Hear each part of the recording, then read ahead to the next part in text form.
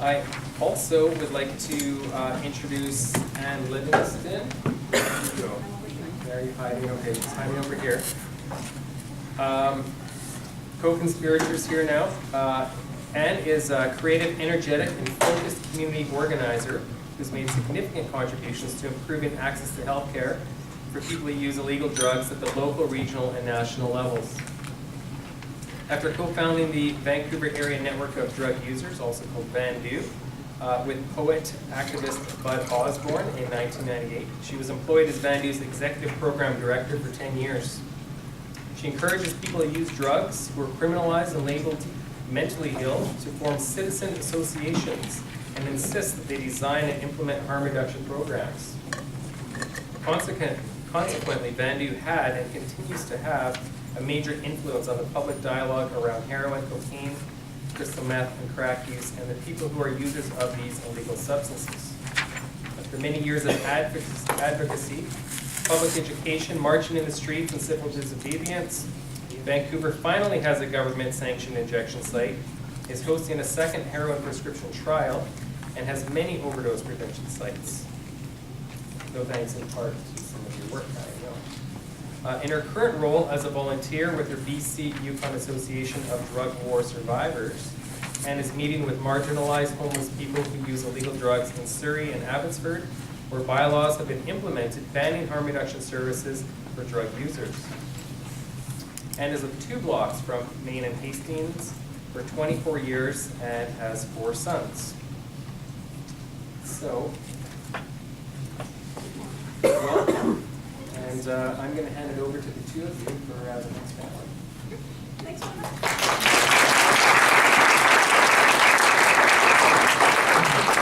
Thanks, everybody. So Alex asked us to speak today on challenging stigma against people who use drugs. And I don't know how Ann feels, but I was thrilled to be invited and to speak with Ann, who I think is a great advocate for the community and has accomplished so much. So thanks for having us here.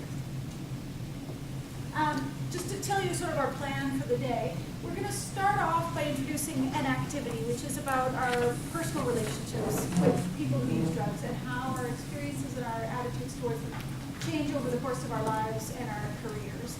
And then we'll get into a bit of talking about definitions and terms, what we see out in the community about stigma against people who use drugs, the impacts that it has, and then things that we can do to challenge stigma personally and professionally. And particularly in this last bit, we're going to have Ann is going to speak on drug user organizations as one way of challenging stigma, because I think it's been a really powerful force in Vancouver. So before we get into the first activity, I want to mix up the tables. This is going to be an opportunity to share, and so I would really like to encourage people to get up and move to a different table. Maybe half the people at each table get up and move. And I also really want to encourage our first responders to be interspersed with people who are in the health services and social service professions. So everybody. Let's move. Maybe we should just have a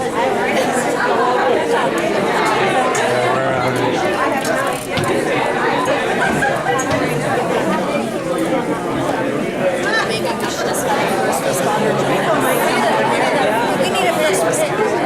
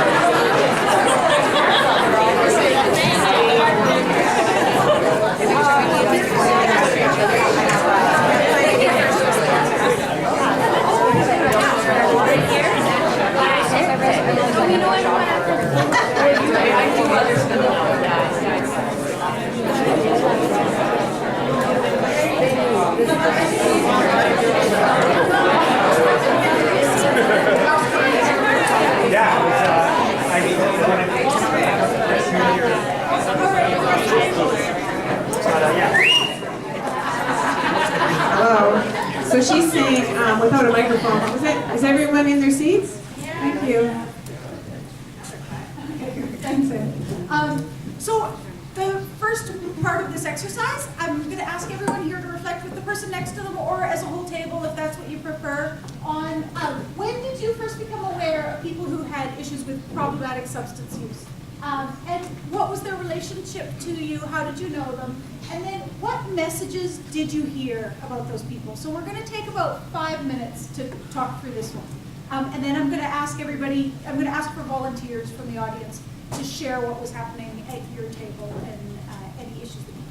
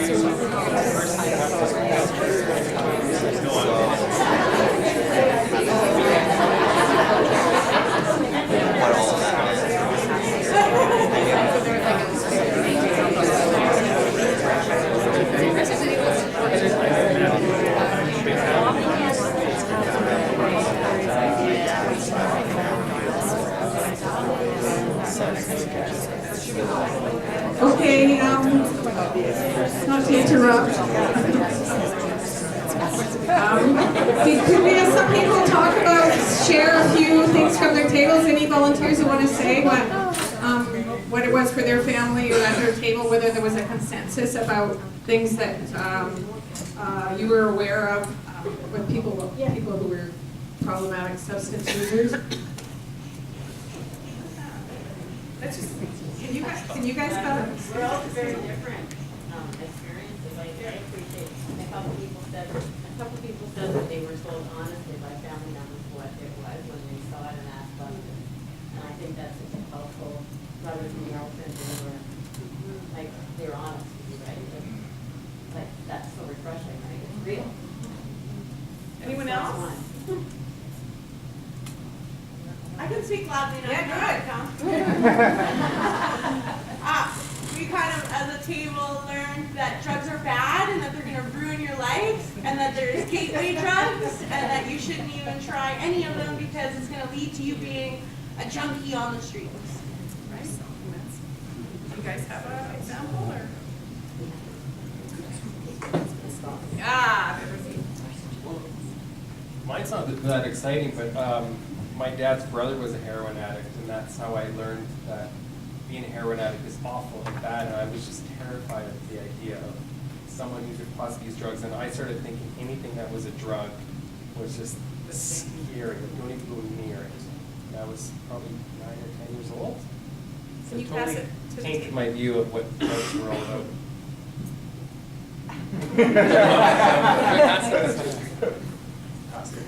So at this table, we talked about alcoholism a lot actually, and how rampant it is in families, and how each of us have been affected by alcoholism in our families in one way or another. And it's interesting because some of us had messages that kind of seemed positive, like it didn't really seem like a problem, and then others, were obviously clearly affecting their lives. So, yeah, that was it.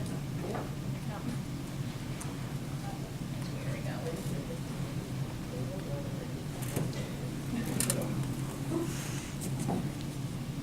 We have a couple people at our table who grew up in Nelson, so we talked a bit about the culture around drugs here, and that it wasn't really seen as negative, that it's very normalized, and so our experience growing up was that it's just a part of life, and it actually wasn't until we were older that we recognized that sometimes it's problematic for people. Thanks, everybody. Is there anyone else who wanted to speak on this side of the room?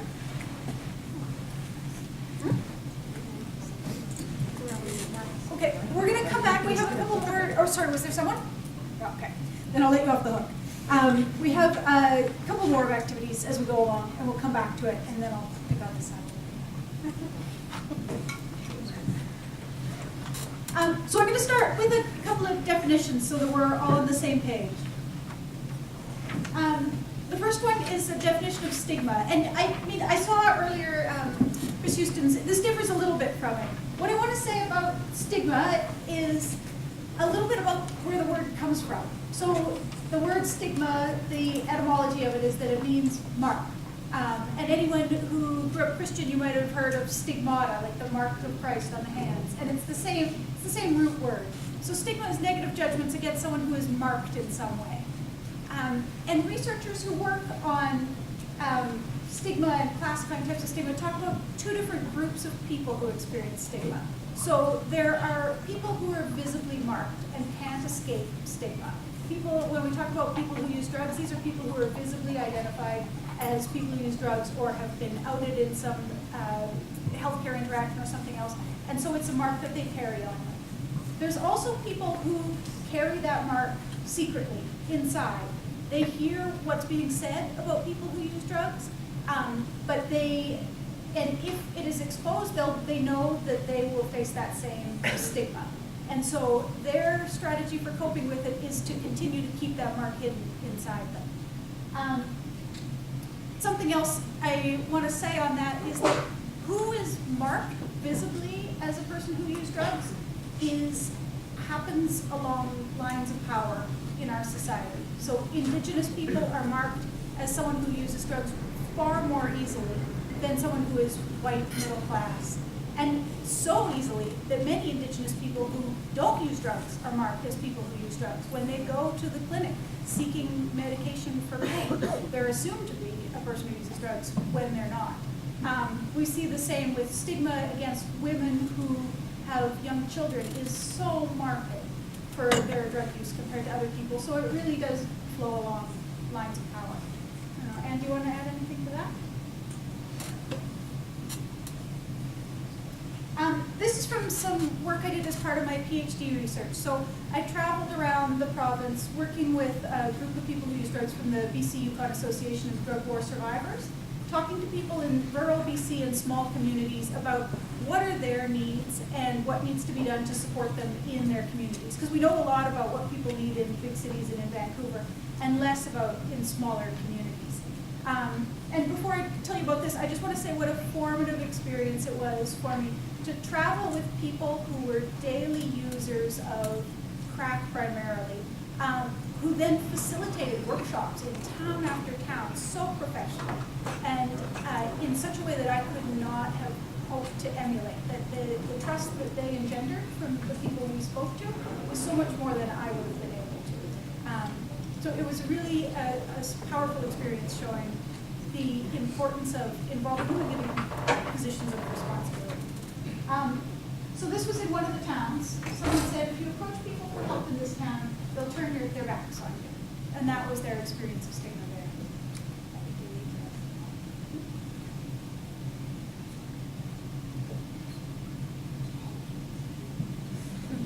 I'd like,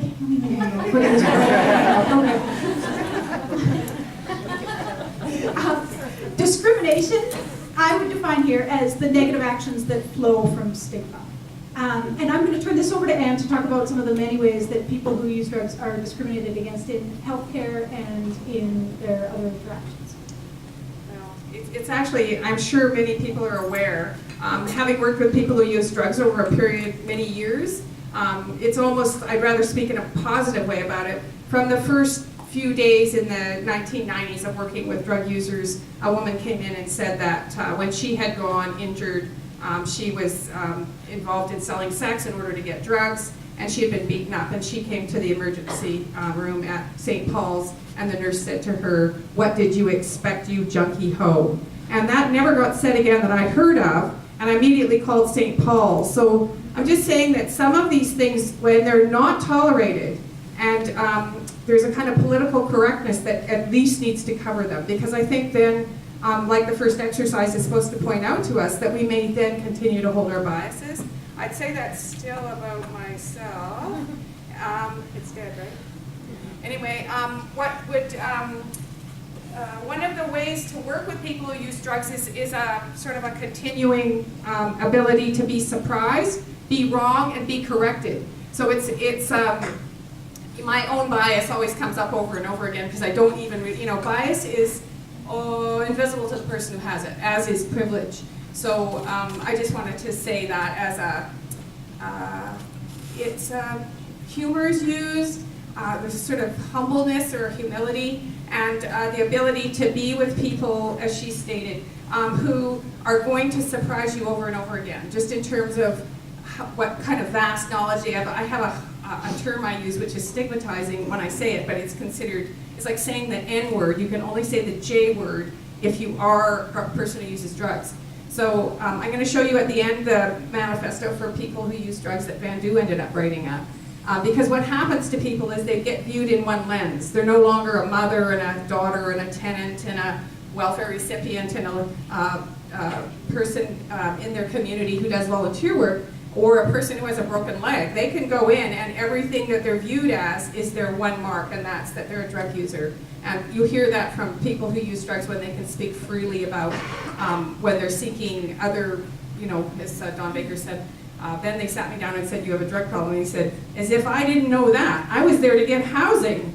It's kind of not what occurs to us, because it's got a certain kind of voyeuristic interest how much do you use? How often do you use? These aren't always appropriate questions to ask someone. You need to say, what do you want from me, and view them in a broader context of their life. The number of people that we're working with who are functioning addicts within our community is astounding, because we gave them the opportunity to become a volunteer, which is a volunteer in the community who's making the community better is a very high esteemed thing generally in Canadian society, but being a street user is pretty low down in terms of people's opinions.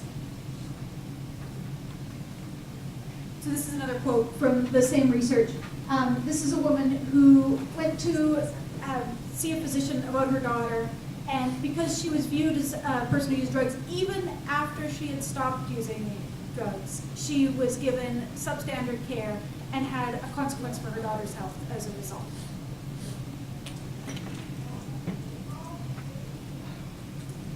The next of the terms I want to talk about is internalized stigma. Some people say internalized oppression. And this is a really powerful part of the picture and what's going on for people who use drugs. So I define it here as negative feelings directed towards oneself based on negative views in society. And I'll give you one quote, again, to illustrate that. So this is one of the facilitators says to people who are at a workshop for people who use drugs about their health. A lot of us have been abused for so long, and another participant finishes the facilitator's sentence and says, you end up accepting it. And you end up also reproducing those words that you have heard and those negative ideas that you have heard back to others in the community. Yeah, this can be a real interesting problem. We run our user groups in a very kind of open way where people are accountable for what they say, and they answer to kind of a board of directors. And we tend to have these meetings once a week, so which is a little more than what boards usually do. So it's kind of programming. And the worst example I think I saw was we struggled and we helped this woman who was in her 40s actually. It was her third or fourth child. She got custody of her kid because she came and lived at my house, and I took custody through the foster care system, and blah. It was just this complicated but workable thing. And she was someone who turned out to be an excellent mother. And she has her baby, and she's in the Bandu group, and it's the women's group, and someone goes, oh, I see they let junkie hoes keep their daughters. And or their kids, you know, in terms of that. And of course, it's her own bitterness that's causing her, because they've all lost their children. It's a tremendous wound. If you bring this up in drug user groups, the whole room starts crying, and then they all get really mad that it came up, because they feel like it's kind of an uncontrolled situation. And it's often a feeling of helplessness, because if you've ever seen the analysis, not that many people even get their kids back once they get straight. It's a very, very tough thing to, resolve. But anyway, that's an example. And it's a very important thing when you're working with people who use drugs to be conscious of it and to call people on it, but to do it in a way that you have to think thoughtfully how you're going to do it without you creating more stigma for the whole group. So there's some, we all also do this ourselves, just so you know.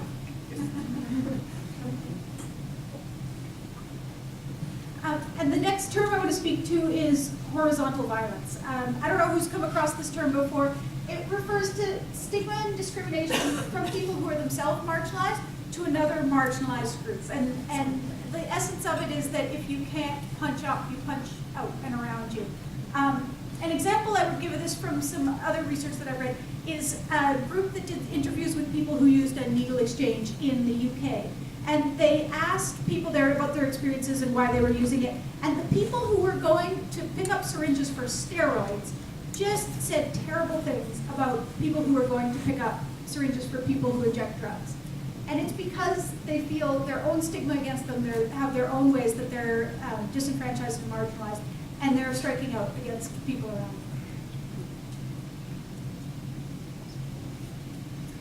And then the last one I wanted to say something about was courtesy stigma. The other term for this is stigma by association. And I know we have a lot of people who are in helping professions here in this room and who work specifically with people who use drugs. And so for you, I'm sure that this is not a new idea, that people face stigma from their family members and friends for the work that they do, from professional colleagues for the area within their profession that they've chosen to concentrate on. And that's at the individual level. And people respond at the individual level by creating a sense of distance between themselves and the clients that they serve. And so reinforcing those hierarchies provides some self-protection against the stigma by association that people feel. They also respond by emphasizing their credentials and the ways they're different there.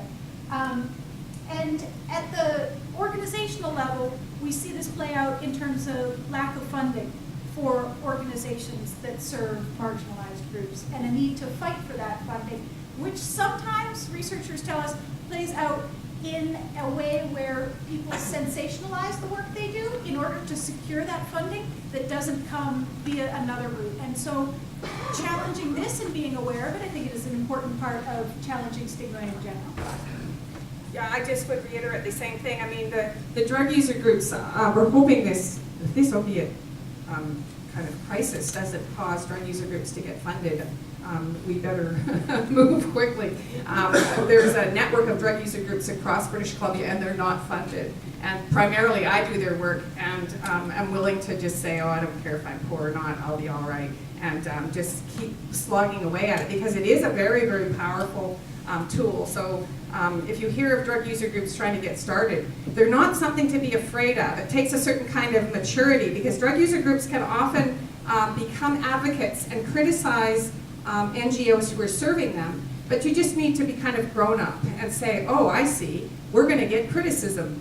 And you can go back to the user group and say, we'd like our criticism in a different form, please, not screaming at me on the street or something. But I think it's an important role, because they're not in a position, no one believes a drug addict. You could be raped by your doctor and go and tell someone, and no one's going to believe what you're saying. And I don't know if you understand, we had 60 women go missing in my neighborhood, and no one believed anything that was being said about those women going missing. So, because there is a lot of sort of bullshit and street talk and all that, but over a period of time it will sort itself, and you will start to be able to discern what is really going on. So I think that they're very, very humbly funded, but even getting that humble funding or even a room to meet in, the user group in Surrey has now been barred for every public building in Surrey after meeting for many years, 5 years at the library alone, but almost 7 years.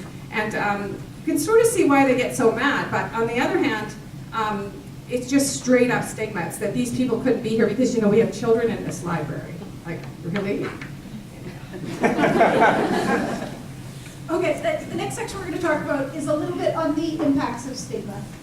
And I'm going to start it off by talking about the impacts of stigma on the body, because I think we think of it primarily as staying in the head, that there's an emotional impact, and there is an emotional impact. But I want to talk about 3 ways that it becomes manifest in poor health for people who are part of a stigmatized population, like people who use drugs. The first is that there are coping strategies that people employ that are themselves bad for their health. So smoking, overeating, other responses like that can come out in the body. The other, here on the side in the purple there, is showing the stress hormones in the body and the axis of the stress hormones. So a small amount of stress hormones can be good for you in certain circumstances.